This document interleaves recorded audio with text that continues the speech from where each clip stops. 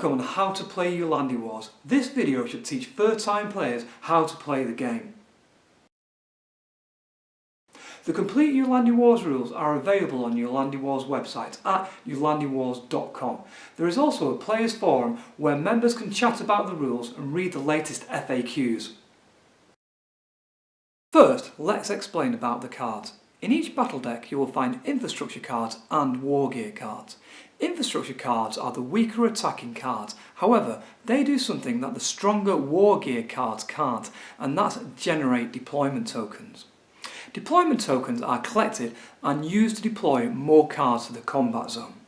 War gear cards are the more aggressive attacking cards, and they tend to have a higher attack and strength skill to their infrastructure siblings. However, they cost more deployment tokens to play. Let's take a look at the cards themselves. Top left is the battle card's name. Next to it, top right, is the deployment amount. This is how many deployment tokens are needed to deploy the card. Next to this is the card's factional logo, showing the card's allegiance. Below this is the character card artwork, and below that the card's action box. The action box tells you what special skills the card may have. Below this is the attack skill and strength skill used in the combat phase, and to the right of them is the card's defense and wounds. Below these are the card type and element. If you flip the card over, you'll notice that the cards are color coded. War gear cards are red, infrastructure cards are blue. First, both players need to decide which battle deck they're going to play with. There are 4 different decks in our core box set. Search your chosen deck and pull out your hero card and your territory card. They both have blue backs similar to the infrastructure cards. Place both down on the tabletop, or as we like to call it, the combat zone. Your hero is the general of your army, and they can be armed with mighty weapons to become masters of the war zone. But be careful, if your hero card dies, then you're out of the game. Next, both players separate their decks into 2 piles, war gear and infrastructure. As mentioned, infrastructure cards are the weaker attacking cards, but generate deployment tokens. War gear cards are the larger, more aggressive attacking cards. Infrastructure cards have a blue back, war gear cards are red. Once you have separated your battle decks into 2 different decks, shuffle them both and place them face down in the combat zone. Next, shuffle the event card deck and place it face down where both players can reach. We'll explain more about event cards later. Next, both players need to draw 5 cards from their battle decks to their hands. Players can decide where to draw their cards from. They could either draw 4 cards from their infrastructure deck and 1 card from their war gear deck, or 2 cards from their infrastructure deck and 3 cards from their war gear deck. The choice is down to the player. Lastly, both players roll a d6 die and the highest goes first. The game is played in 5 different phases. Let's look at each phase in turn. The token phase is where players organise their tokens. First, you remove any just deployed tokens from your cards. Just deployed tokens are used in the deployment phase and are placed on battle cards that you deploy. At the start of the token phase, you remove these tokens to activate your cards. Once removed, your cards are ready to use. The next part of the token phase is to generate deployment tokens. At first, the only card you'll have that can generate deployment tokens is your territory card. If you read the action box, you will notice that it says that this card generates D3 deployment tokens per turn. Roll a D3 and add the amount to your token tally. If this is your first turn, you won't have any more cards that can generate deployment tokens. To earn more deployment tokens, you need more infrastructure cards in your combat zone. We'll tell you how to deploy more cards in Phase 3, the deployment phase. In the draw phase, you draw 2 cards, 1 from the event card deck and 1 from your own battle decks. First, we draw an event card. There are 3 types of event cards in the game. Reward event cards give you a reward, like extra deployment tokens or a scavenger token, which are used to boost your card skills. Upgrade cards boost your battle cards by giving them extra attack or better strength skill. If you draw a reward or an upgrade event card, then place it in your hand for later use. We'll explain more in the attack phase how these cards work. The third type of event card is an effect. These cards are played immediately and usually have an effect on the game or the player. If you draw one of these cards, read it and resolve the instructions on it. Once done, place the card in the event card discard pile. Just next to the event card deck is fine. Next, you have to draw a battle card. You can choose which deck you draw from. Remember, infrastructure cards are the weaker attacking cards but generate more deployment tokens. War gear cards are the stronger attacking cards but usually cost more tokens to deploy. As this is only your first turn, you will probably need more infrastructure cards than war gear cards. As mentioned at the beginning of the video, all battle cards have a deployment amount printed on them. This is the amount of tokens needed to deploy the card into the combat zone. Let's presume we have 3 deployment tokens available to use. You can choose to spend them all at once, spend just one, or save them for your next turn. Let's spend all 3. In our hand we have 2 inventor cards, 1 troop card, 1 scientist card, an event card and a weapon card. We can't play the troop card because its deployment cost is too high. We can, however, deploy some of the lower costing cards. Let's spend 2 tokens to deploy Zor and our remaining token to deploy Mace of Tarim, a weapon card. Place Zor into the combat zone and pay the required 2 deployment tokens. Next, you need to place a just deployed token onto the card. This shows that the card has just been deployed. Cards with just deployed tokens on them cannot attack, defend, or use any of the special actions that are printed on the card until the token has been removed. At the start of your next turn, in the token phase, remove these tokens and your card is activated and ready to use. Weapons cards are played a little differently to normal battle cards. They are used to boost your hero card. Heroes can't attack because they have a 0 attack skill and strength. However, arm them with a weapon card and they can become mighty warriors. The Mace of Tarim costs 1 deployment token to play. Pay the cost and place the card under your hero. Your hero is now armed and can attack in the next combat phase.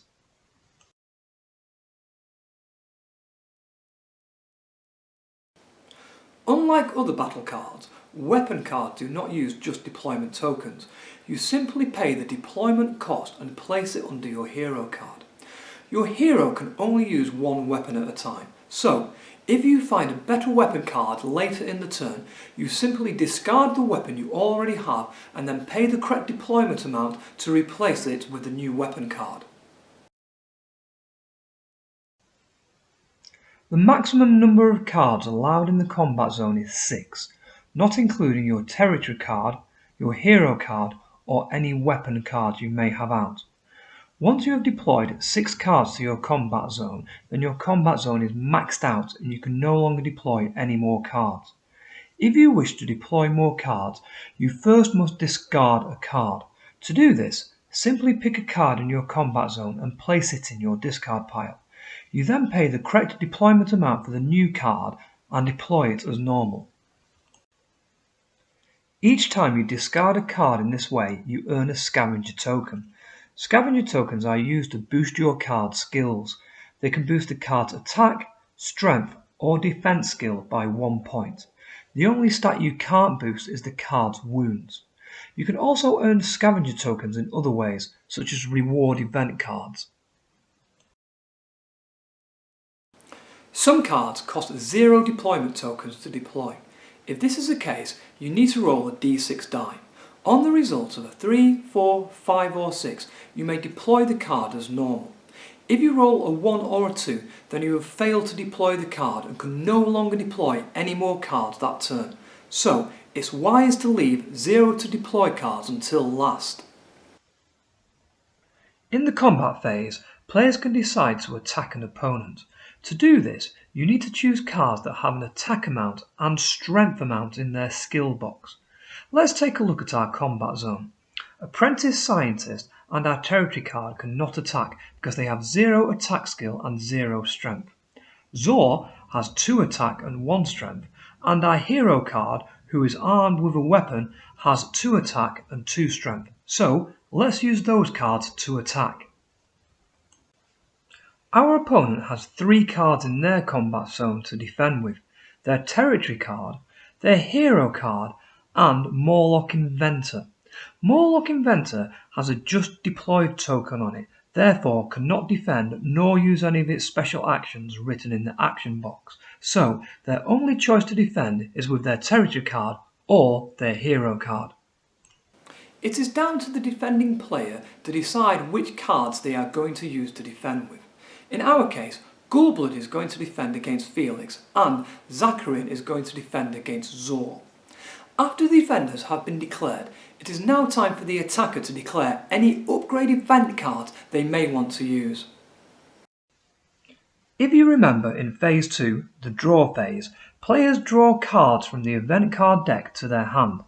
If they had drawn an upgrade card, they can now play this card to boost their attacking cards.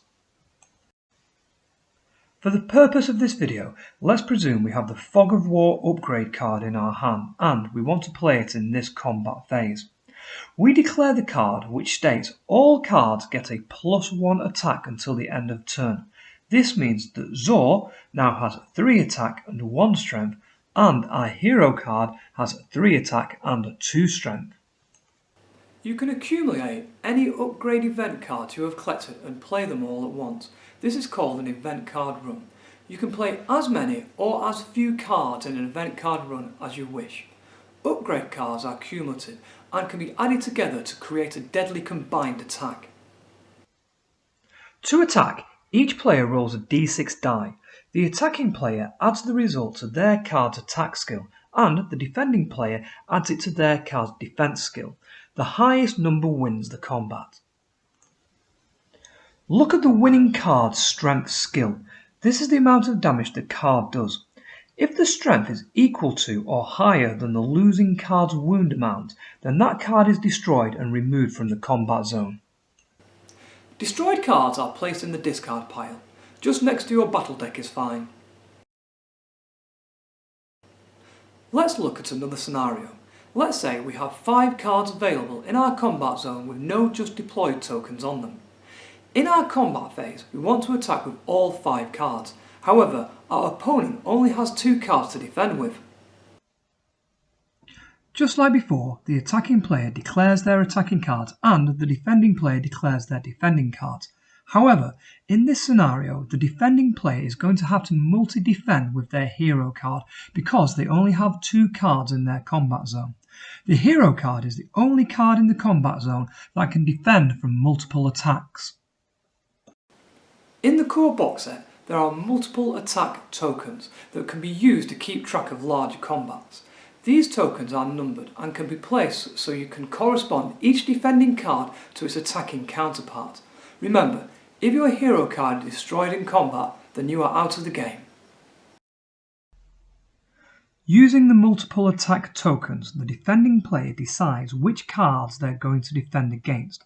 In this case, they decide to defend the attacking tank card on their inventor card. This is a wise choice as tank and monster cards are the most powerful cards in the game. Not only do they have the highest attack and strength skill, but they also roll the smash die. The smash die is a special die that gives attacking tank and monster cards an additional bonus and makes them even more deadlier. Some card special actions may take place in the end phase, or you may have an event card that needs to be resolved. If this is the case, we resolve these actions now. If you remember, reward event cards are a type of event card that you can draw in the draw phase. A reward card may say, destroy a troop card to receive D3 deployment tokens. If this is the case, you can now cash these cards in and claim your reward ready for the next turn. With the turn complete, it's now the next player's go. So, to summarise, all players organise their decks into 2 separate piles, War Gear and Infrastructure. Shuffle and place the event card deck down in the centre of the combat zone. All players then draw 5 cards to their hand. roll a d6, the highest scoring player goes first. The player whose turn it is organises their tokens. Just deployed tokens are removed and deployment tokens are calculated. Players draw an event card, followed by a battle card. Players deploy cards from their hand to the combat zone using deployment tokens that they have available to them. In the combat phase, players declare attacking cards. Defenders then declare defending cards. Attackers then declare any upgrade event cards they may want to use. Dice are rolled and the results are calculated. In the end phase, players declare any reward event cards they may have. The play then hands over to the next player. The complete Ulandi Wars rules are available on the Ulandi Wars website at ulandiwars.com. There is also a players forum where members can chat about the rules and read the latest FAQs. Thanks for watching. Remember, you can follow Ulandi Wars on Facebook, Twitter and Instagram. Make sure you give our socials a follow so you can keep up to date on all the latest Ulandi Wars news.